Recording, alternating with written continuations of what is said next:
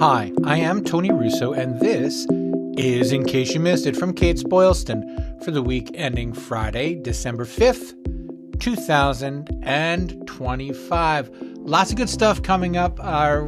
Another visit to Texas, probably the final visit to Texas for the year. So we want to kind of mark that. But some big news out of Texas involving the Texas Funeral Service Commission. Also, regular stuff from all around the industry, including some company announcements that I want to share with you that I thought were cool and worth thinking about. And we will get to all of that after these words from our friends and sponsors at Homesteaders. In a business built on trust, consistent financial strength speaks volumes. That's why I'm proud to share that AM Best has once again affirmed Homesteaders' financial strength with an A- excellent rating. Last year was a transformative one for our company, and AM Best affirmation tells us we're on the right track. As a mutual company owned by our policy owners, we remain laser focused on delivering dependable value, industry-leading support, and future-ready solutions to funeral professionals nationwide. Homesteaders is stronger than ever by every measure. Our partners rely on us for the long term, and it is critical that we execute at a high level today while aggressively planning for the future. Reach out to your Homesteaders account executive to hear more about how we are leading the profession in investing in tools and services that benefit funeral providers.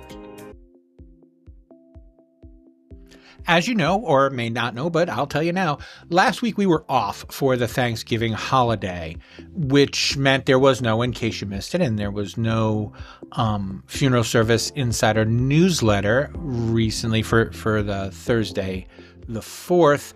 But there was a piece of news that I wanted to share, and I generally don't like to hold over news for 2 weeks if I can help it. But this one, I think I'm going to enjoy telling it to you, whether you enjoy hearing it or not, I guess, is up to you. And so on November 25th, I was going through the news and I saw that there was a raid in Houston.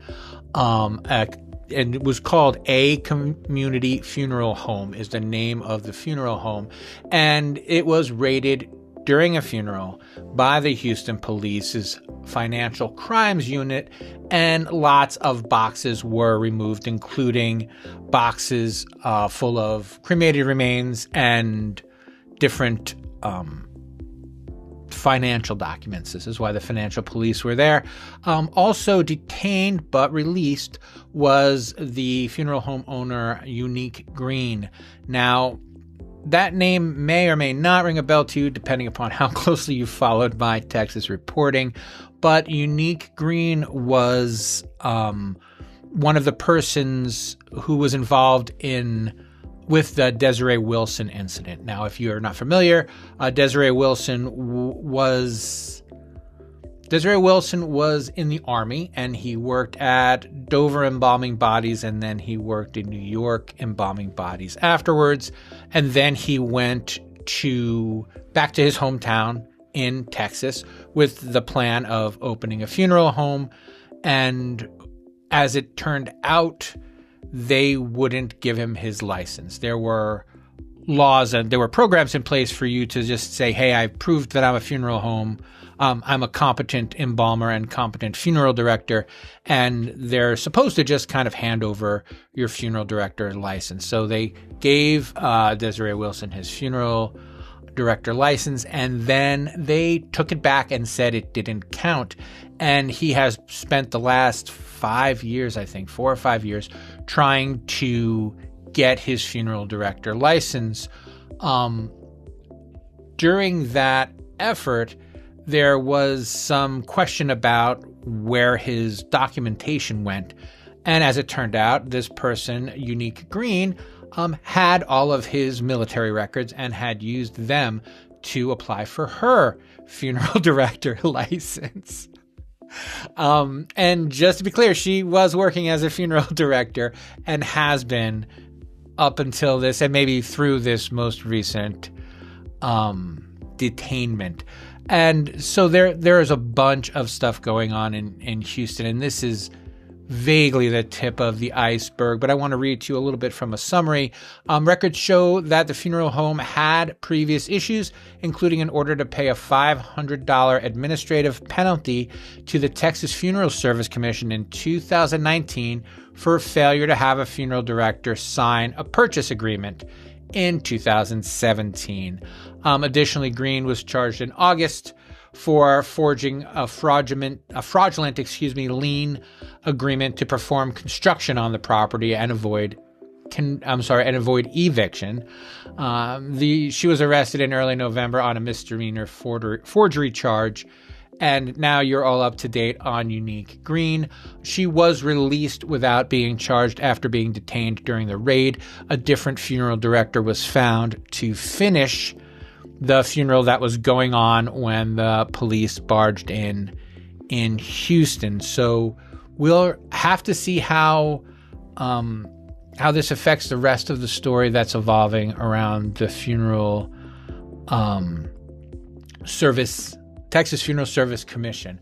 But just because I happen to like Unique Green, I happen to like Desiree Wilson, I reached out to him to see if he saw, that a Unique Green had been arrested. And he responded to me that someone had texted him that when they went up to look to see what all the funeral director license issues were, they found that he was indeed a licensed funeral director. So in possibly completely unrelated news, Desiree Wilson has gotten his funeral director's license and is now a licensed funeral director in the state of Texas. So congratulations to Desiree. I don't know if you're all the way clear of this, but if you are all the way clear of this, I would thank my lucky stars and stay that way. So I've not really ever made a secret that I get a kick out of the marketing campaigns that Titan Casket undertakes. Sorry, that came out before I thought about it. One of the things I like is at some point, branding and merchandising all get a little cloudy, but they're having so much fun doing it. And like any other time you see someone else having fun, it just makes you feel fun as well. So their newest product, released earlier this week, is called Awake. It is a energy drink, a sugar-free energy drink. And the logline, which I absolutely love, is "Sleep When You're Dead." And I'm a fan of Warren Zevon, and he has a great song called "I'll Sleep When I'm Dead."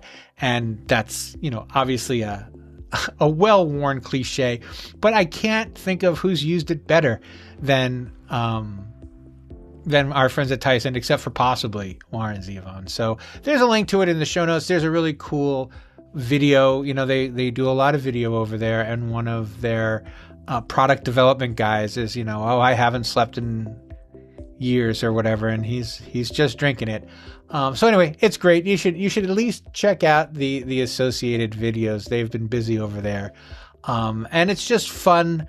It's another way to get people more comfortable, I think, talking about death and just kind of end of life things, and accepting that death is going to come. You have your "I'll sleep when I'm dead" drink, and that'll be not enough, actually. So the other things that they have done recently is they're offering, this is my favorite promotion from any company I think that I've ever seen, a money back guarantee if you end up in hell. I mean, you'll have to prove that you ended up in hell, but if you get buried in one of Titan's caskets and go to hell, they will refund your money. And it's stuff like that. It's just keeping it light enough that it's easier to talk about, I think, is what appeals to me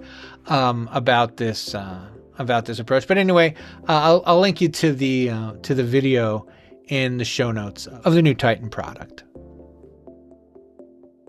Okay, this may take a little while to get through, and it may be heavily edited, but we're going to take a shot at it for this video because it's something that I want to get out, and it's something that I can't possibly research on my own before it's time for you to hear this. So here goes.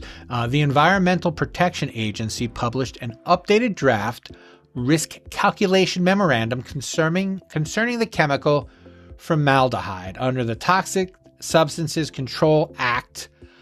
And what I would like to tell you is this is an AI-assisted report. I read it a couple times and I asked AI what it said, and AI seems to agree with me that it says what it says. So these are the key points. They reduced the acute inhalation safety threshold from 0.5 parts per million to 0.3 parts per million. So that's a tighter regulation on inhaling. Again, not a problem if you're wearing your PPE.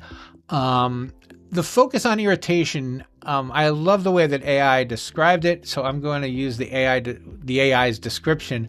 But the agency said that it's using sensory irritation as the best measure of safety. So the reason they reduced the point of departure, the inhalation safety threshold, was because their findings are that over time is really what is the concern with formaldehyde and working with formaldehyde. It's not the damage that it does, it's the frequency of the damage. So your body, as far as I can tell, can't regenerate fast enough if you're around it too much. If you're only around it sporadically, your body regenerates. It's like, this is a bad analogy and I am not a doctor, but imagine it's like having a cigarette once a week versus a pack a day, and that's the scale. That was my analogy, but AI's analogy is better, so I would like to read it to you. The AI says that this process is like a chef deciding if a spice level is safe. Instead of trying to measure every possible long-term side effect of a spice, the chef decides that if the dish is mild enough that it doesn't immediately irritate your throat, the most sensitive spot, then it's safe enough to eat every day without worrying about long-term damage. I think that makes sense. I love the description. I'm not going to lie. And they also reduced the safety cushion. The uncertainty factor used to be higher. Now it is 1x. And I'm just going to read this to you. This reduction is supported by experts because sensory irritation is a direct point of contact effect, meaning the differences in how people absorb, distribute, or metabolize the chemical are unlikely to affect the initial irritant response. So back to the chef analogy, if you don't choke on it right away, then you're probably not going to die from it. And this makes it easier for your body to recover. And then finally, it still causes cancer, but it doesn't cause cancer in ways that's dangerous for regular use, for casual use. And again, everyone in the funeral industry, I'm sure, is using all of the things that they should be using when they're dealing with formaldehyde and keeping themselves safe.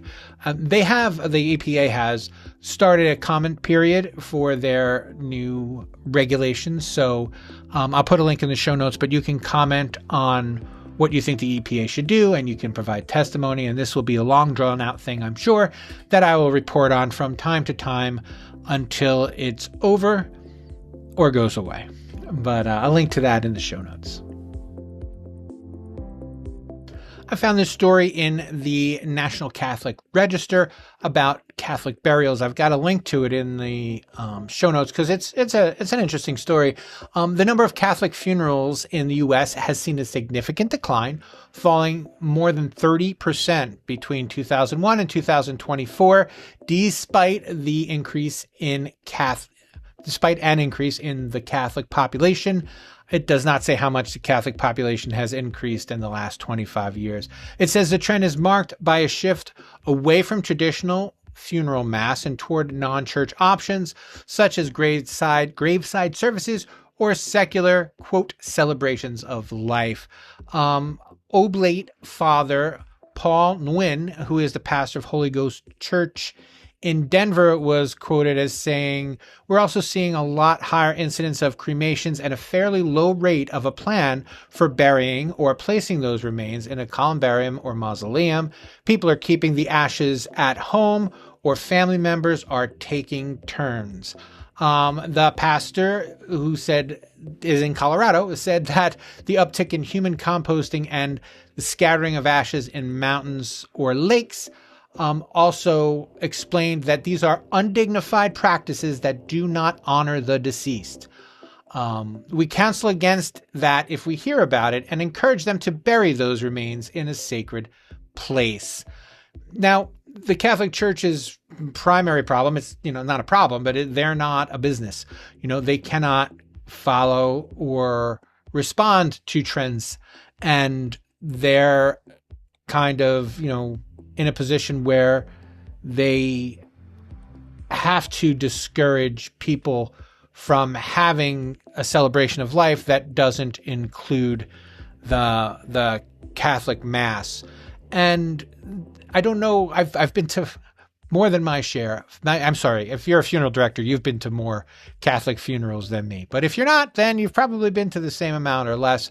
And what can be difficult is that they can be impersonal. If the person isn't a regular church attendee, then they're not going to have a relationship with the priest.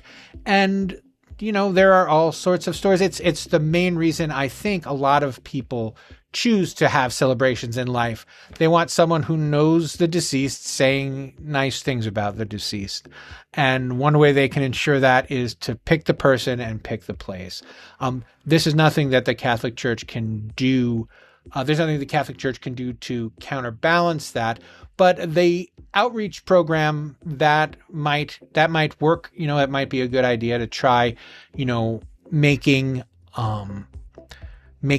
people see, the value of finishing off their lives with a Catholic ritual. Like I said, getting it in writing that you want to be, that you want to have a Catholic Mass is one of the things they're suggesting. They're not really a more flies with honey kind of organization. So, the best that they can do is try to get out the word that there's a reason that they have the requirements that they have. And, keep beating the drum for it. So for my part, I want to be clear. I agree that on the mantelpiece is not a final disposition. We're on the edge of a generation that is going to be, inundated with urns that have been on generations worth of